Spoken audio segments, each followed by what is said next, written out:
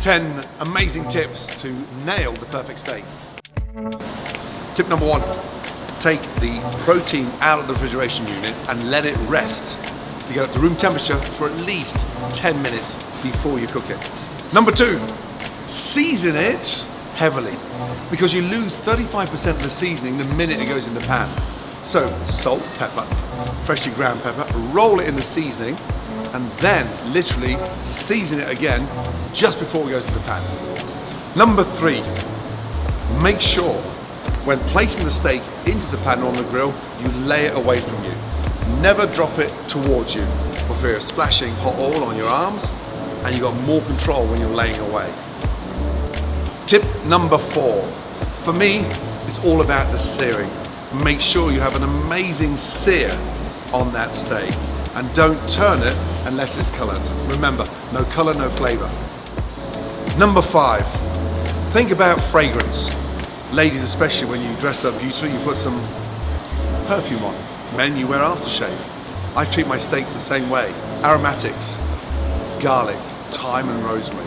If you can put some garlic in there, some thyme and rosemary, it'll make that steak way more fragrant. Number six, for me this is a super important tip.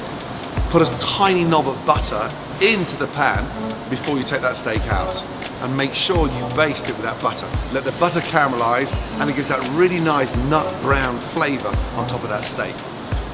Number seven, the minute you take the steak out of the pan or off the grill, you have to let it rest. I promise you now, if you let it rest, it's gonna be so much juicier. Number eight, when slicing a steak, never slice it too thin.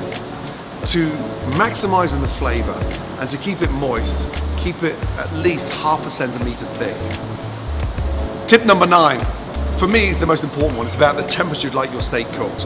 So medium rare, you close your eyes and touch and take your pulse because exactly there is the same texture of a steak. It's sort of lightly bouncy.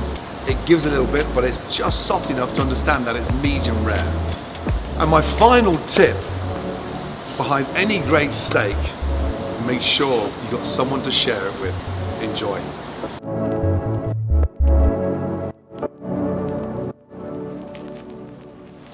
Number nine. This is a very important tip,